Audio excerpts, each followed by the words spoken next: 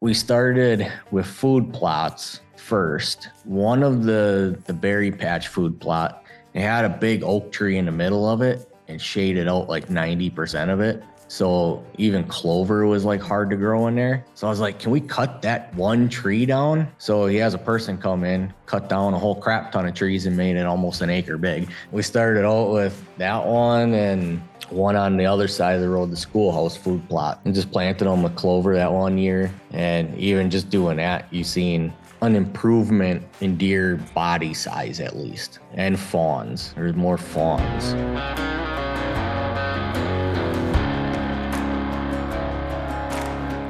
Welcome to the Habitat Podcast, the podcast for wildlife habitat management, hunting strategy, and land stewardship. And now, your host, Jared Van Hees. Welcome to the Habitat Podcast. All right, guys, we're back. A special episode today with Mr. Andy Hutchins, of course. Hutch, how you doing? I'm good, man. How you doing today? Doing great, thank you. We have longtime listener, friend, supporter, awesome dude, Gerald Casperson from the Upper Peninsula on today. How you doing, Jerry? Pretty good. How are you? Good, doing good. Trying to get through the week, man. Yeah, I hear you. It's been touch and go, that's for sure. But we're into bow season, and want to hear about it. First of all, it's a nice shop you got there. What are we looking at? Where are we at? This is actually the place that I hunt at. He actually built it for taking veterans hunting. Awesome. So our Freedom for Patriots veteran hunt is the 16th to the 19th. So this is where everyone sleeps and everything. And actually, awesome. That's the deer. The bottom one's the one I shot last year. And then the top one I shot 2 years ago. Very nice. Yeah. Wow. You're a veteran too, correct? Yep. Awesome, man. Well, thank you for your service from everybody here, obviously. Thank you. We're going to start this off like we always do. Let's hear a little bit about you, where you're from, where exactly you're at in the UP. We'll go from there, buddy. Paint us a picture. Well, I live in Menominee. It's where I grew up. Started hunting pretty much earliest age I could. My dad was a hunter, so that was our thing. Did a lot of hunting, and then I joined the Army in 2003, and I was on active duty. And even when we were in Iraq, we would trap coyotes over there. Wow. That was pretty fun. Nice. Yeah. And then came back, and I would say I started trapping here 2014, I want to say. And I've been hardcore trapping ever since. In 2011, I became a hardcore bow hunter. I don't use rifle anymore. I do kind of want to get back into black powder hunting, but that's always been fun. But the bow is where it's at. I love it. And then still living in Menominee.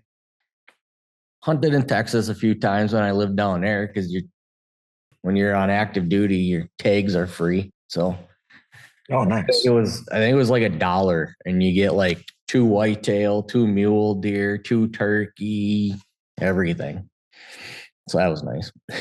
Was that hunting on the base then, or was that for kind of any land out there? You could hunt anywhere. Okay. Yeah. All right. We've seen some nice deer on base though. I bet. There's some big bucks there. Where you at in Texas? Like just general area? I was at Fort Hood. Okay. Which is 45 minutes north of Austin. Okay. All right. I know that area. Yeah. All right. Well, you being from Menominee, do you know a guy named Jimmer Nagamini from Menominee? Yeah. Yeah. Good dude, I heard. Oh yeah. Yep. Yeah, we I think I've only met him once or twice. Okay. I know him, yeah. Wow, cool. All right. So what's the habitat like where you're at, the terrain, the soil, Oh, dominant tree species, stuff like that. so on this property, there's a lot of hardwood ridges, mostly maples. There is a good amount of oaks. The state land was all oak for the most part, but the state or DNR just clear cut all of it, like every last bit. There ain't an oak tree left. I'm so sad. Wow. But it all had that oak wilt, I think. So Oh, Okay. they're still cutting on the state land, cutting them down. And it's been like 3 years now. Okay. okay. So you have some elevation. It sounds like what's the terrain change? Would you say in elevation? It's not too bad. I mean, they're good size ridges, but for the most part, it's fairly flat. Okay. Okay, and then what's the soil like? Do you have sandy soil like the rest of us in Michigan? Or are you pretty good? Or I know you're literally bordering Wisconsin, but Yeah. I imagine it's similar. You tell me. It's like the one side of the road, because the property goes on two sides of the road. The one side is sandy and the other side is just like nice black, very fertile. Never use fertilizer in them, nothing.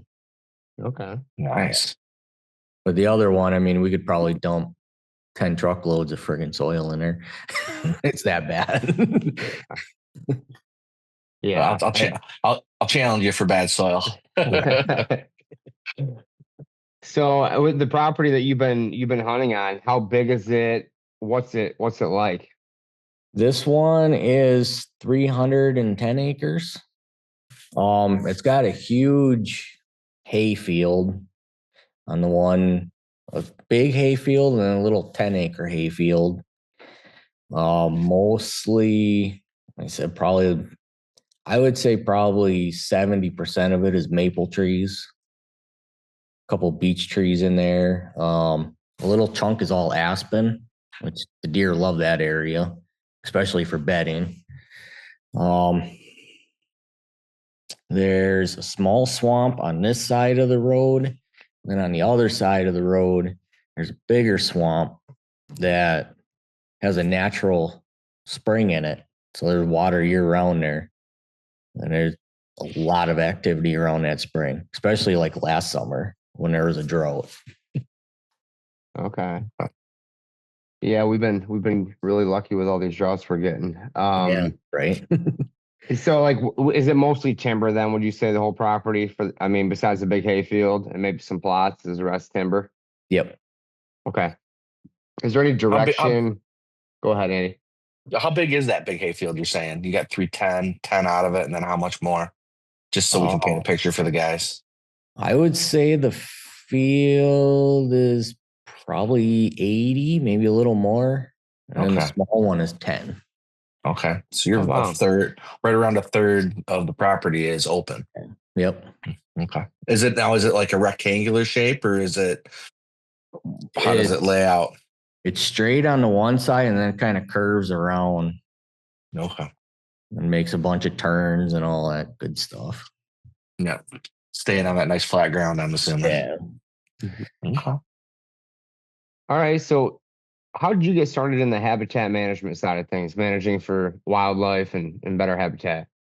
It was actually this property that I got into it because for how big it was, there wasn't like any big deer, even like big body size. They were all smallish. And I was like, there's so much potential here. Like so much. Yeah. And like I'd say when I started hunting here, the biggest one, the old landowner actually shot it. It was a 9-pointer with an 11-inch spread. Like, Wow. yeah. That was like the biggest deer. And we started with food plots first. And one of the berry patch food plot, it had a big oak tree in the middle of it and shaded out like 90% of it. So even clover was like hard to grow in there. So I was like, can we cut that one tree down? So he has a person come in, cut down a whole crap ton of trees and made it almost an acre big. I was like, All right. that works. I like it. Yeah. So we started out with that one and one on the other side of the road, the schoolhouse food plot, and just planted them with clover that one year. And even just doing that, you've seen an improvement in deer body size at least, and fawns. There's more fawns. And now I think we have 5, 6 different food plots now. And then none of them are really big. The berry patch one is an acre. Schoolhouse is a half acre.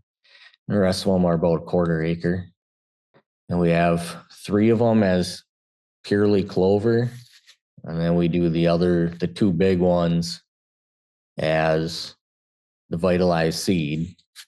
Except this year we didn't because I had to spray the crap out of it. Because with that drought last year, they all got overtaken by foxtail. And that stuff is just horrible. It doesn't go away. It's so bad. Oh man. What herbicide did you use for foxtail? What the heck is it? I don't remember the name of it. I heard it's pretty resilient when it comes to spraying foxtail. Yeah, the last couple of years it did nothing, but the one I used this year killed probably 90% of it. Okay. So I might have to spray it one more time next year, I think, but yeah, and maybe even after that with foxtail, who knows? I just looked it up. It looks like glyphosate does work. I've killed it with glyphosate before, but I see some other stuff too. There's some Drive XLR8 came up. That seems to keep coming up. I don't know what that is. But yeah, I mean, sometimes you got to spray, yeah, right. I have no problem spraying once or twice a year to keep things in check, and it's a great tool for the toolbox. Do you have an ATV sprayer, or what do you guys spray with? Yeah, I got an ATV one. Okay. Got one that goes on the back. I bought it at Sportsman's Guide. I've had it for like 6, 7 years now. But the one that has a spot sprayer hose on it and always leaked. So I cut it right off and epoxied the hose up. Well, yeah, I never used the spot sprayer, so. No, I know. Me neither. I've actually cut mine off, plugged it, whatever it takes. It might be helpful in some switchgrass and stuff like that, but I haven't really had a need for it on my old sprayer. And the new one, it's on there, but it's zip tied all together, so it can't fall off because it always seems to fall off when I'm driving around, Right. Yep. Andy, you just got a new sprayer recently, right? I've been seeing this thing on the Management Advantage YouTube and everything else. What'd you end up getting? Well, I didn't get a new sprayer. I just got a new boom. I got what's called a plot blaster, and it's a thing that goes in a 2-inch receiver, stainless steel, and it goes into it hooks to your I've got like a 15-gallon Fimco or whatever, that's generic, and so it just hooks to that, and it's just a one stream behind you. It shoots like 30 feet, I think. So it's got some great coverage. Wow. I'm very happy with it so far. That is great. What do those things run, and can you dial that coverage down if you want to do like 5 foot behind the ATV or whatever? Yeah. There's you can dial it down. It's on a sliding bar. And so the farther, obviously the farther down you go, the smaller, diameter, length you're gonna get. So I like I like to spray as little as I possibly can, as fast as I can. So I've got it all the way to the top. Right. Yeah, I saw you were spraying some of the Regen N on there yesterday. Yes, yeah. My last load of the year. I even winterized the sprayer after I was done. Wow. Okay, you're ahead of schedule compared to me. I still got to do that. Yeah. And what does that thing run? The plot blaster. I like the name. Oh, I want to say it was not cheap. Couple $300, something like that. Okay. Let me look it up. Let me get my Jamie up here, and we'll see if we can. Yeah. You are my Jamie. Dead true. True. Not a very good one though. I'm more like a Fred. All right. Oh, Well, while he looks that up, Jerry, what's your primary goal on this property? I know you want to improve the body size, which is awesome. That'll Yeah. happen. What's your overall, wildlife goal? Diversity, timber, hunting. It's What comes to mind? all about the hunting for me. Okay. All about the hunting. I could give a crap about money from trees. I'd cut all the friggin' maples down and plant all oaks if it were up to me. my man right there. Yep, I'm with you on that. Who cares about the money? I'm in it for the hunting as well, my Right. friend. Yeah, I was out of my place yesterday getting those culverts from Menards and just dropping them off there, and yeah, there's a lot of maples that still need to come down for Yeah. sure. Yeah. Yeah, And they grow like weeds. There's been a lot of the ash trees here too, so they're all half dead. That friggin' beetle or whatever the heck it was.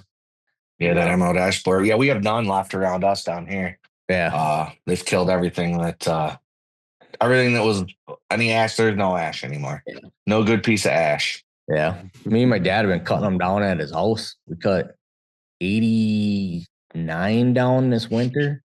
Okay. About 100 more to go. Are you using them for firewood or anything, or just cutting them down? Firewood. They're great firewood trees. They stand there. They're dry. They're ready to roll. Yeah, they're a great firewood tree. Yeah. All right, Andy, you just texted me $310 for that plot blaster. Yeah, not cheap.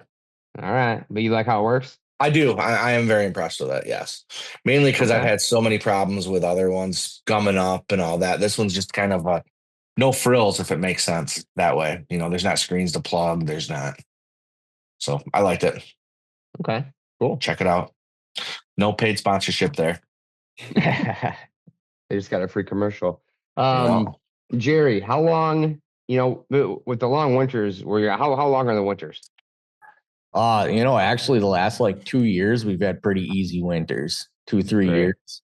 Normally they're, by December we're getting decent snow. And by the time March comes, it's waist deep.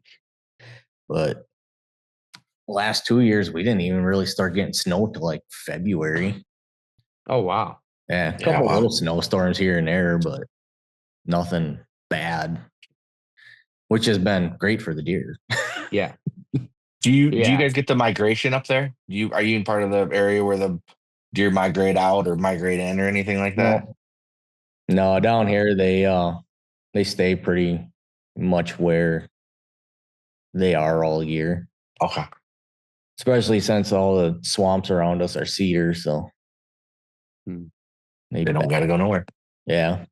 At my other property, at mine and my dad's property, we had all around us estate land, and it was all cedar swamp. And about 5 years ago, the DNR came in and clear cut all the cedar swamp. So like our deer hunting just plummeted. Like it's bad. That was their cover. That was their bedding. Yeah. It was like 300 acres of cedar. They clear cut it. Now it's just all popple. Yeah, I don't know. I mean, it sucks for getting rid of the bedding area. I know the popple is great for nutrition and forage, and it will be a bedding area again once it gets thick enough. Yeah. But yeah, it's tough to cut down that much thermal cover that far north, and oh yeah, that would hurt. Yeah. If they're not bedding in the cedar swamps, where else are you finding if they're bedding around you? Just in your general area? Around the hemlocks. We have a lot of hemlock around here. And even though they're higher off the ground and whatnot, they're still, when you get into the hemlock stands, you can tell the temperature difference. Really? Yeah. And then even in the tamaracks, they'll, at least for wind blockage, they'll go in there because they usually stay short, at least. But other than that, yeah, they got rid of all the bedding over there, everything. It was bad. Oh man. I got a bunch of hemlocks on the northern 70 in the swamp there, and I've never been in there in the wintertime to see the temperature difference because normally Yeah. it's hunting season still for a while, and then I stay out of there, and then we get dumped on with snow like you do, Right. 2 foot or whatever. So I don't venture down there too much unless you want to try to get a workout in. But that's interesting about the temperature difference. They're definitely bedding in there. That makes sense. Yeah. Yeah. It'll usually be the snow difference between the hardwoods and the hemlocks will be at least a foot if we have that much Wow. snow. I mean, it's crazy. Okay.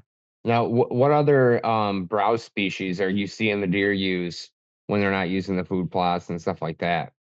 They those aspens when they're small, they freaking love them. They hit the aspen hard, and then the popple saplings and basswood saplings. They're all over those. And then obviously all the windfalls and stuff, they'll go eat the buds off of them right away in the spring. Yeah, that makes sense. Are you doing anything to create more woody browse, any TSI, anything like that? On this property, it was just logged off, I think. Okay. Fucking fly. It was just logged off, I want to say about 2015. So there's a lot of saplings and green grass and all that good stuff on the ground. So we haven't had to worry about it much. I mean, there's areas you drive through and there'll always be a deer bedded in there, at least. Okay. Are you thinking about saddle hunting but haven't taken the plunge yet? Well, I can assure you, latitudeoutdoors.com is right where I would start if I were you. I got my brand new Method 3 2-panel saddle this year, the most comfy saddle on the market, ready to go this fall. Also, guys, I've been rocking the Method 2 for years. Method 3 came out, it couldn't get any better? Well, it did. This thing is insane. Check it out, latitudeoutdoors.com, but don't forget the Profile Saddle platform and their brand new Ranger 33 packs. I run the Ranger 22 right now, and I'm definitely looking at the Ranger 33 to add to my arsenal for this fall. Check them out, guys. Great people, a great company, Michigan-based, and they're already whacking bucks this season. latitudeoutdoors.com. Do you have some awesome shed antlers laying around that you don't know what to do with? Maybe sitting on your desk or bookshelf? Put them on the wall with the Antler Anchor Company. My good buddy Ryan started this company. They make stainless steel shed antler mounts, European mounts, something you can be proud of putting on the wall. Think of a boat anchor with antlers coming out of the top of it, Antler Anchor. I'm a boater. I love this idea. It's one of the coolest logos I've ever seen. And your sheds and European mounts look great on the wall with them. Check them out at antleranchorco.com. Tell them the Habitat Podcast sent you. Great piece of machined stainless ready to put on your wall to hang those trophies. I guess, is there any other habitat practices you've been doing, not food plot wise? We'll get to that here in a little bit, and your awesome buck you harvested. Anything else that you guys are doing up there to get these deer, healthier, into bow range, stuff like that? Like during the winter, we put alfalfa bales out.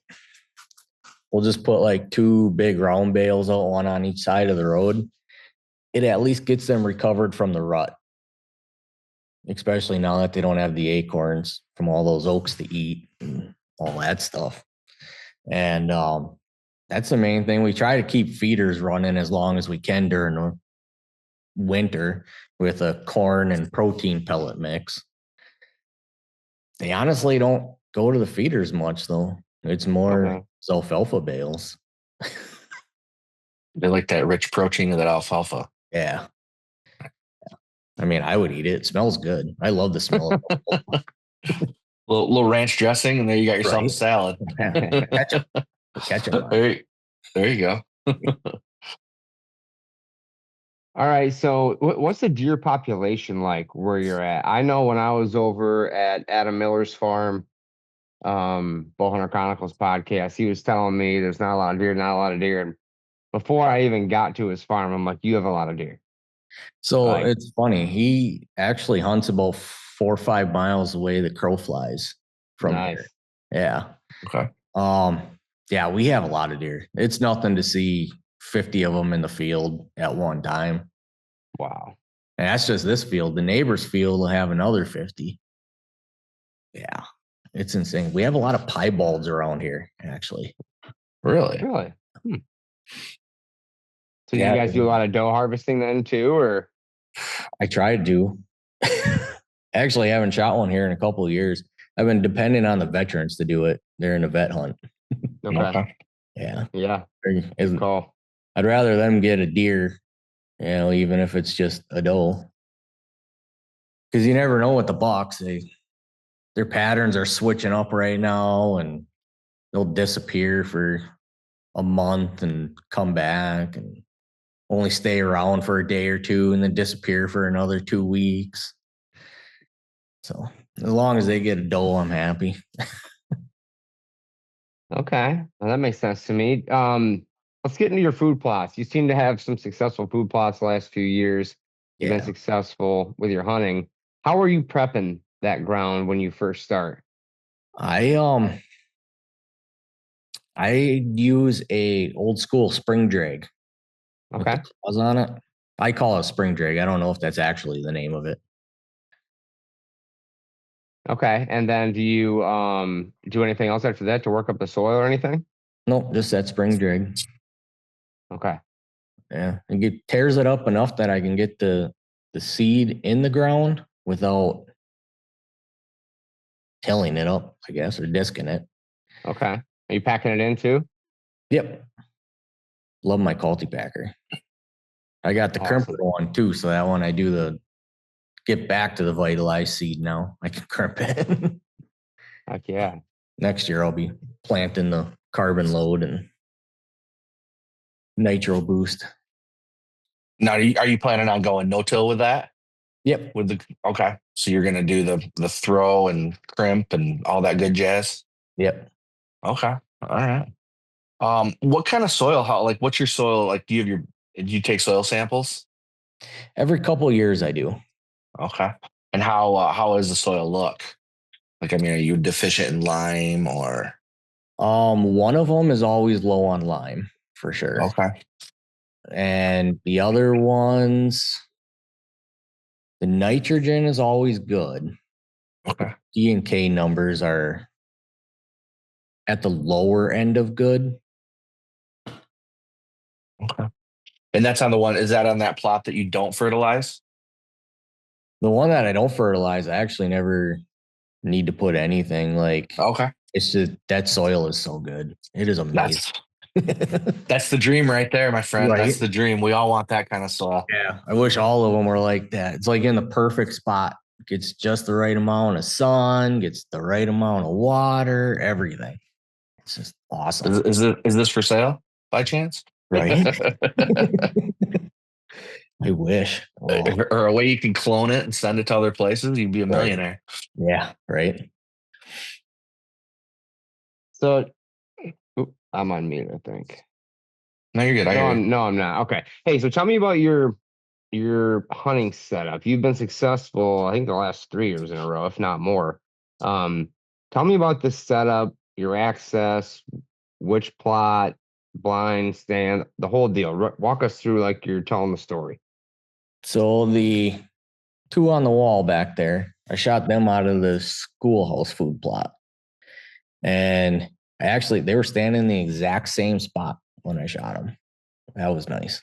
Jeez. Nice 17-yard shot. It was beautiful. Can't beat that. Right. They on that plot, so the road actually comes off of the main road right to the plot. So I park, there's some logs stacked up. I parked the side-by-side right there and just walk down there. It's a little over a quarter-mile walk. And I have a pop-up line right on the edge of the food plot, but I have it up. I set it up right away in the spring, so they have all year to get used to it.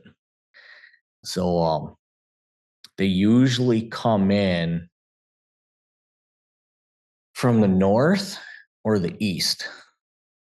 And the 8 last year, he came in from the road that I walked in on. I can't believe he never busted me. Like, it blew my mind that he walked in right on my footsteps for October 3rd. And I'm like, the wind was blowing at him, everything. He just walked right in. Like, it's like it was meant to be. He's using the wind to his advantage. Yeah. So he's walking into the wind, even though it was on your access. He might have been better watching the access. Who knows? But yeah, that's pretty interesting. Yeah. I think the only thing that I had going for me, I always put that Evercalm on my boots. So it smells like a deer herd, basically. And it must have been enough to throw him off because he literally, I couldn't even believe it. Blew my mind. And then, like the 9-pointer, he came in from the east up over the Pine Ridge, which he did it twice. The first time he came in, he scraped under like 6 of the apple trees that are there and then left. I'm like, really? And then exactly 7 days later, he came in again, came right in 17 yards after checking all the scrapes and shot him. And then he Nice. back to the east when I shot him. Is there a swamp nearby, or are they coming out of a swamp onto this knoll, or how's the land look? I'm thinking they were coming from, there's a swamp over there, but the spring is to the east. So I'm thinking they were going to that spring first and then coming in, because the whole property is kind of surrounded by a swamp. So that's why you can never really pattern them, because they just come from whatever direction.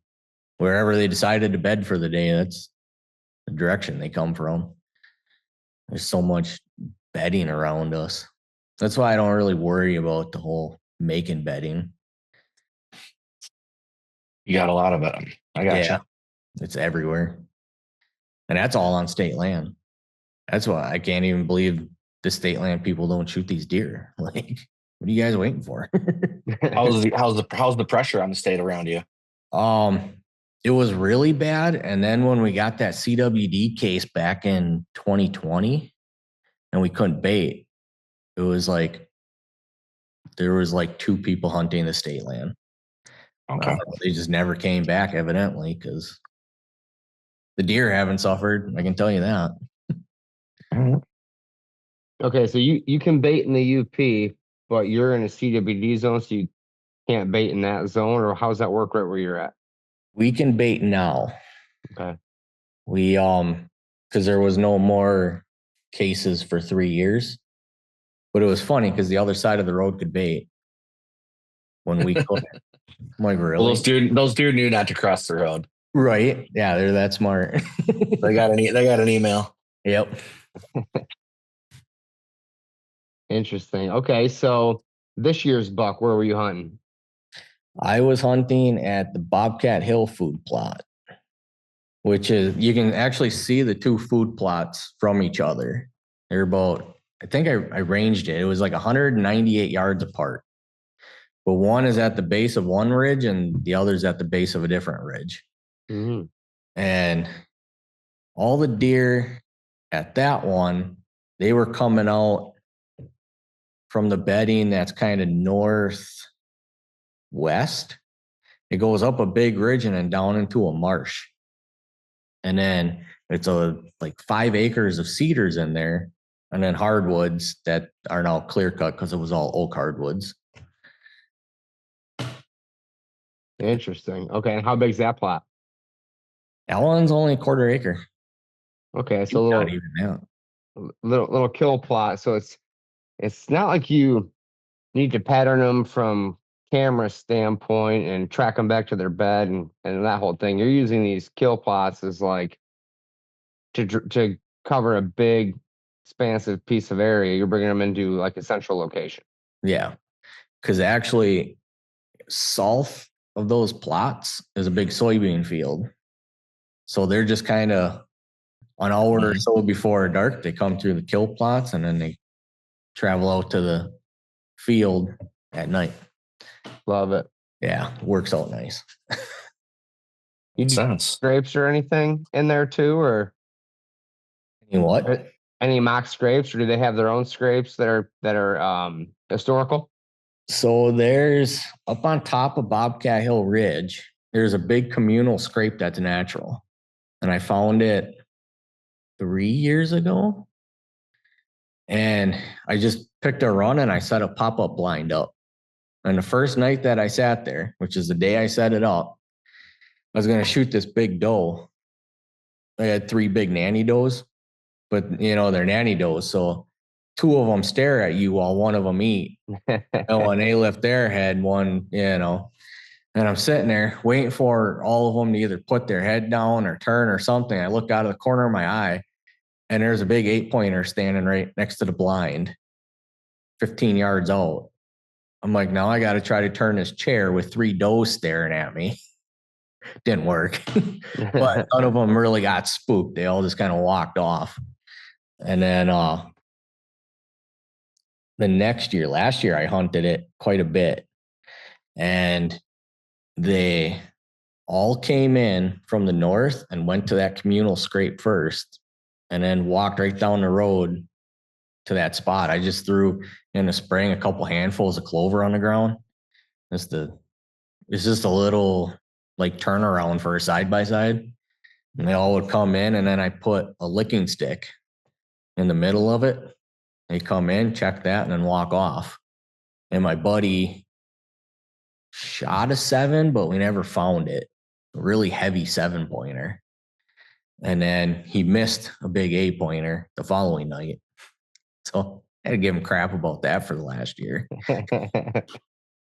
Yeah, I know a couple guys like that who fling arrows and doesn't always end up how they want to end up. Right. I might be looking in the mirror. All right, so this year's buck, you were at the Bobcat Hill Plow. Where'd he come from and what'd he do? That's the one. He came up over to Ridge. So for the last month, he has been coming in at 3 a.m. every day. And that's when he shed his velvet. Because before, when he had his velvet, he was coming in during daylight. And then he shed his velvet 3 a.m. every day on camera. I'm like, you got to come in a little later there, bud. Or earlier, one or the other. Yeah. And then the first night I seen a couple spikes, smaller bucks, does. Second night, I'm sitting there and a little 5-pointer, 6-pointer, and 2 4-pointers come out. And then all my turkeys come in. There's 12 turkeys. They roost right above my friggin' pop-up blind. They're standing there. This was so funny. And I look, and on the other side of the hardwoods, these 7 turkeys come running full throttle across the woods and start beating the crap out of these other turkeys. And it went on for 5 minutes. They're chasing them up the ridge, chased them up into the trees, knocked one out of a tree. I'm like, come on. And by this time, they finally roosted, and it was 6:45. And I look over, and I just see 2 deer running through the woods, running. I grab the binoculars. I'm like, oh, crap, that's the one I want to shoot. One of them. Grab my bow. He literally ran, stopped 17 yards broadside. And then one of the turkeys in the tree flapped its wings, and it looked up. I'm like, now or never. It's 6:50 now. It's almost dark, Shot, hit him perfectly, double lung. He ran to the edge of the food plot and fell over. Wow. Yeah. I was so happy. Yeah, man. Those turkeys are awesome. Yeah. Nice shot too. Good job. Yeah, I was pretty happy. And what'd that deer end up being? Weight. I don't know if you scored him or not, but weight and points and all that. He was 156 pounds. I got 71 pounds of meat off of him. Wow. So, yeah. And then his score was 110. Awesome. Yeah, for only having a 14-inch spread, he had a lot of mass. Nice. Yeah, and his G2s were just over 8 inches. Yeah. Was that the biggest buck off of camp that year? So far this year, yep. Okay. This year. Yep. And then last year I shot the biggest one. The bottom one, he scored 122. Okay. It was a nice buck. Yeah. Yeah. You're doing great, man. Yeah. Upper Peninsula bucks. Yeah, that's really good. Yeah, those two were aged at 4.5 years old. When I see that, I was like, that's like ancient around here. Usually once they hit that 8 point, they're done. They're getting taken out. Eight's great. Right. Yeah, I know. I saw your Facebook picture of this year's buck, and that's when I reached out. I'm like, all right, he's been doing all the right stuff a lot of years in a row. Now let's get this guy on here. So congratulations, man. Thank you. What bow and arrow broadhead setup are you shooting? I shoot the Matthews lift. I have Sirius archery arrows, the Supernovas. And then this year I used the Tough Head 3 blades. Last year I was using the Iron Will wides, 125 grain. So and how heavy is that setup, would you say? I have it written down in my truck, actually. It's 548 grains. Yeah, that's pretty good. Yeah. So you're just zipping right through them. Yeah. Yeah. Oh, yeah. When I shot that, because the 8-pointer, I hit him in the spine last year, and it literally broke his spine in half and went through like 10 inches. Oh, wow. That's some punch there. Yeah, it'll knock something down. That's for sure. Yeah. Yeah, there's something to be said about not worrying about, shoulder blades and spines as much as a lightweight arrow or whatever. But I'm not as heavy as you. I'm probably 5'10". Yeah. Depends what broadhead. If I use the 125, might be like a little less, or the 150 is right about 5'10". But I get a lot of good passers too. Yeah, that's awesome, man. Nice shooting. A few years ago, I had arrows that were like 670. I was like, Ranch Fairy days. That gap was just huge. I'm like, oh. So I decided to go down just a little bit into the 500s. That way I still get that power, but have a little more speed. Yeah. Yeah, you're not lobbing a steel shaft through the air and watching it just arc. Yeah. Yeah, it was arcing pretty good. Yeah. I bet. Any other plans for the year? Are you going out of state or anything like that? Or no, one of these days I'm gonna go out of state, but I like to stay around here. Is there, because Wisconsin's not far from you, right? I mean, not far at all. No, it's only a couple miles. Okay, you don't ever travel. Wisconsin's actually only like 2 miles from here. Okay. You don't ever hunt anything over in Wisconsin? No, I don't. There's not a lot of state land in Marinette. Okay. Which I don't know. I've kind of turkey hunted over there a couple times, but it's like the only really like state land. A couple people have been killed there during rifle season. I'm like, I don't really want to take a risk. Yikes.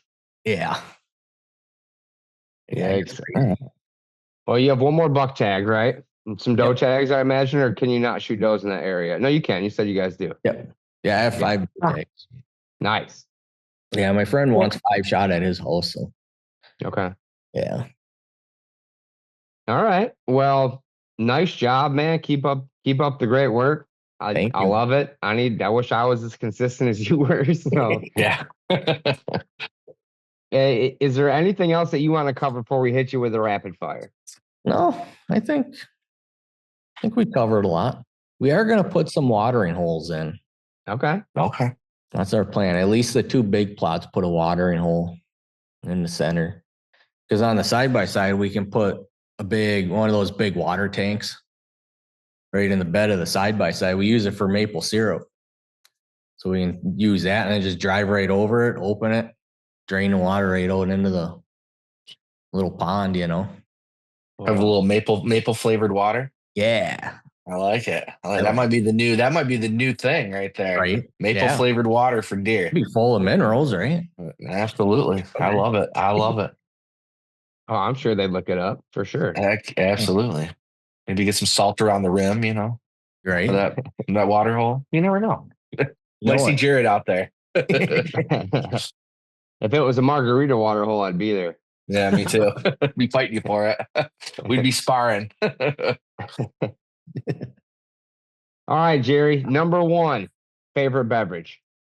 Well, if we're gonna go adult beverage, I'm gonna have to say whiskey, preferably bourbon or Irish. Brand? Preferred brand? Wild Turkey for bourbon. Okay. And Bushmills for Irish. Okay. Yeah. And Alrighty. Non-alcoholic. I love water. I drink a lot of water. Good. All right, favorite venison or wild game recipe? Let's go venison. Sounds like you eat a lot of venison. Well, you can't beat a steak on the grill, but honestly, my favorite now is doing the heart on a smoker. Really? It is so good. Okay. Do you season it all up and olive oil and that stuff and just let it smoke, or what do you do?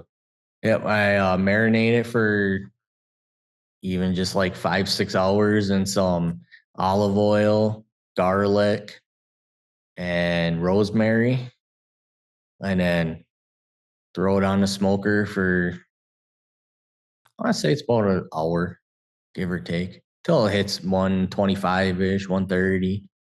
Take it off, slice it. It's super tender, flavorful. It's amazing. You got to try it. All right, man. That's a new one for us here at the Habitat Podcast. So, 370 something episodes or whatever. That's a brand new one. That's awesome. I love this. All right, you already got to the bow. You shoot. Food, water, or cover? What's most important where you're at, and you can only pick one? I'm going to go food. Got to have the food. Sounds like you guys got the cover all the way around. So, yep. Absolutely. All right, your favorite habitat tool or implement? I'm going to have to say that spring drag.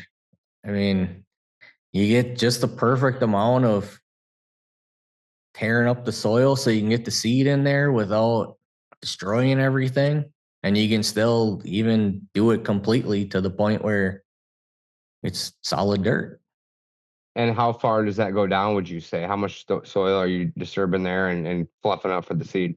I don't put any weight on it, so it goes down probably about 1/2 inch. Perfect. Yeah. That's perfect. Yeah. All right. Last but not least, your favorite tree? Bur oak. Yeah, that's a quick answer. That's like all. Yeah, that's like all the oaks we have on this property, and it's so awesome. I love them. Yeah. Very good. Very good. Well, you passed, Jerry. You passed the test. Perfect. So, just want to thank you so much for coming on. If anybody wants to reach out to you, if you want to put your info on there or plug whatever you want, now's your chance. My Instagram is Adventures of a Youper, but there's an underscore between each word. I hate typing it out. It takes forever. I should have made it easier. And then on there, I post most of my hunting stuff because Facebook is stupid and I can't even stand going on Facebook anymore. No kidding. Yeah. And then TikTok takes it all off. Yeah.